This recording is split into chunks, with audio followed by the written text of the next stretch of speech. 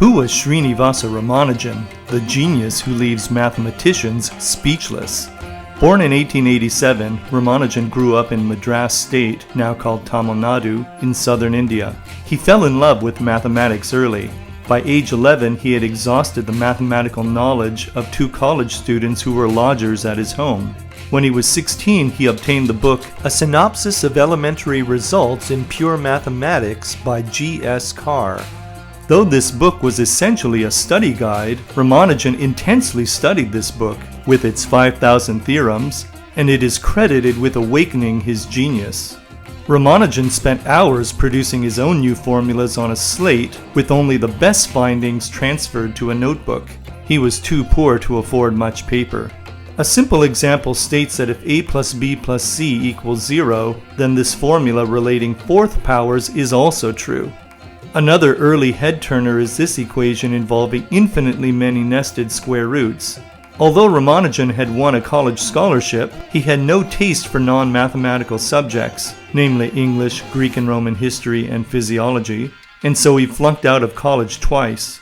While supporting himself as a clerk, Ramanujan's mathematical mentors encouraged him to show his work to mathematicians in England. The first two professors to whom he wrote, H. F. Baker and E. W. Hobson, simply returned Ramanujan's papers without comment, but the third one, the renowned Cambridge professor G. H. Hardy, had a positive response.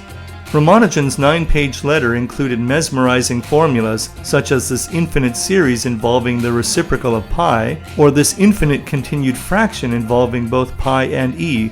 When Hardy and his close collaborator J. E. Littlewood read over the sampling of Ramanujan's results, they were overwhelmed and became convinced that Ramanujan was a genius. Hardy would later write, "These equations had to be true because if they weren't, nobody could have imagined them." Hardy invited Ramanujan to do research with him at Cambridge, and so in 1914, Ramanujan sailed for England. His formulas had a bewitching effect on many researchers. The Hungarian mathematician George Polya borrowed one of the notebooks from Hardy, but returned it quickly because he was afraid of getting sucked into Ramanujan's world and stopping his own research. One research area that Hardy and Ramanujan worked on was the theory of partitions. Let's start with an easy question. How many ways can the number 7 be written as a sum of natural numbers? It's easy to list the possibilities, ordering the parts from largest to smallest, and find 15 ways. But how many partitions are there of the number 50? The number of possibilities explodes, but a careful analysis shows that there are exactly 204,226 ways. In their study of partitions, Hardy and Ramanujan had several breakthroughs. Today, partitions are connected to many areas, from as simple as the number of ways to make change for $1 using these different coins, can you count them all, to Bose-Einstein condensation in statistical mechanics. Also connected to partitions, Ramanujan discovered what are now called the Rogers-Ramanujan identities. Some fascinating properties of partitions follow from these mysterious formulas. Here's an example. Let's restrict the partitions of 11 in two different ways. Those where all the parts differ by at least 2, and those where each of the parts end with either 1, 4, 6, or 9. There are 7 partitions in each of these restricted classes. The Rogers-Ramanujan identities imply that these totals match for the partitions of any number n. Ramanujan found life challenging in England with his long-standing health problems, isolation, and the scarcity of vegetarian food. In 1917, he was confined to a sanatorium. An interesting story occurred during this period. Hardy visited Ramanujan in the hospital and said that he had ridden in taxicab number 1729 and remarked that the number seemed to be rather dull. "No," replied Ramanujan, "it is a very interesting number. It is the smallest number expressible as the sum of 2 cubes in 2 different ways.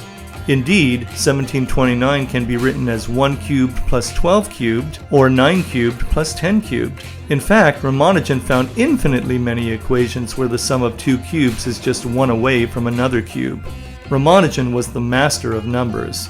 Upon hearing the taxicab story, Littlewood commented that every positive integer is one of Ramanujan's personal friends. When he was eventually well enough to leave, he returned to India, supposing that the warmer climate and reconnection with his family would bring him back to full health. Upon his return, Ramanujan was offered a professorship at the University of Madras and was welcomed as a hero. His strength, however, ebbed away, and he died at the young age of 32. Ramanujan's romantic story did not end with his death. Decades later, Bruce Baird published many books about Ramanujan's findings. In 1976, George Andrews visited Cambridge and found some notes that Ramanujan had written hidden away in Wren Library. These notes are now referred to as the Lost Notebook and have also been studied closely. Despite growing up in poverty and being self-taught, Ramanujan pitted his brains against the accumulated wisdom of Europe and produced mysterious and powerful formulas that still leave mathematicians awestruck. It is no wonder that Ramanujan has been called the man who knew infinity.